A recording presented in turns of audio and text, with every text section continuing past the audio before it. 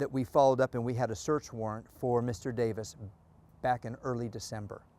We went there, took those electronics.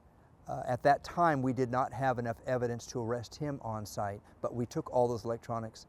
Over the last several months, we have forensically analyzed all of those and have identified 80 different victims and an additional 15 to 20 internationally, which we have not identified yet.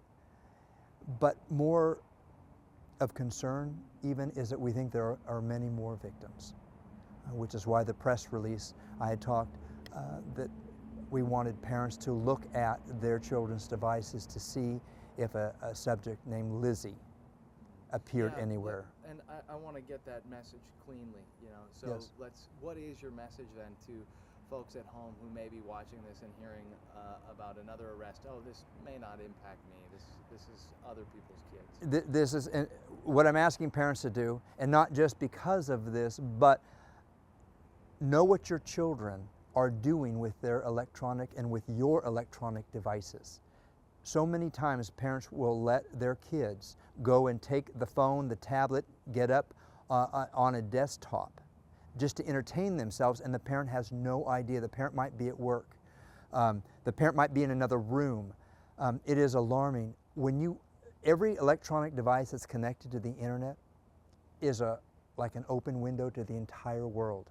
You have no idea who is talking to your child. In this particular case, this suspect posed as a prepubescent, an 11-year-old girl named Lizzie, and would befriend people and would spend many hours grooming them, befriending them and grooming them so that they would do the things that our suspect was asking for. Explicit sexual acts on camera. Absolutely. And what's particularly heinous about this is that this grooming led up to our suspect asking these children to perform sexual acts on their siblings, other relatives, and other kids that they know, and film it, and then send that video to our suspect. And we believe there are more victims out there. We do believe that there are more victims. We are still processing the images. And like I said, we have, as of now, we have identified 80 individual victims, and I am certain that we will have more. And maybe even in our area. Yes. While most of, as you looked on the map that we provided, because the internet has no bounds, many of our victims are all over the country.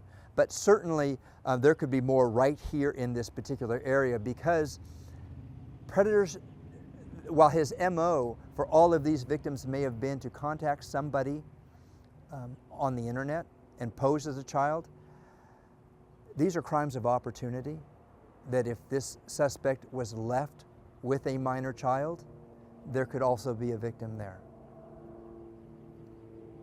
Can you talk about the scope and the scale of this problem more generally? I think that the general community, this community, would be floored to know how prolific this particular crime is. There are sexual predators. We go out every day of every week and identify and arrest people for child pornography, for sexual abuse of minors. It is a prolific crime. And I think that while we have a dedicated team just to combat that and human trafficking, it is a small team in relation to what the need is. That team could be twice the size, 3 times the size, and we would still have a full workload. And you have a call to the public or to our leadership in this state, and what is that? I am imploring the community to contact their state representatives and the governor's office and tell them that they think that funding for ICAC, Internet Crimes Against Children, is a high priority for their community and their community's safety. and to put that line item back in or into the 2022-23 budget, because it's not in there, and this is late for it not to be there. And so our real fear is that that funding will not come through. If that is the case, this team, this dedicated team, will be disbanded. There'll be no funds for that. So it's pretty dire warning. It really is. I mean, I tell you on a personal level, I could not be more concerned. If there is one team I would not want to see disbanded, it is that one. It is that important. The most vulnerable people in society are the targets here. And I just don't, we would be overwhelmed without this team. We've got some international victims that we are looking with the help of Homeland Security, the U.S. Homeland Security. We are trying to identify 15 or so victims internationally, and we hope to be able to do that. It's a very labor-intensive process to analyze those, be able to associate those images with a victim, and then contact that victim or the parents, and then get the information that we need from there. So it takes a lot of resources to do this.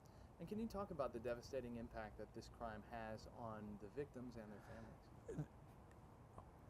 I don't know that words could describe it. Many of these victims become suicidal later in life.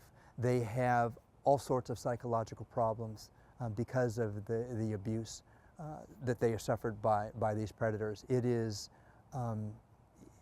It would be hard to even paint the total picture of the devastation that this does to young victims.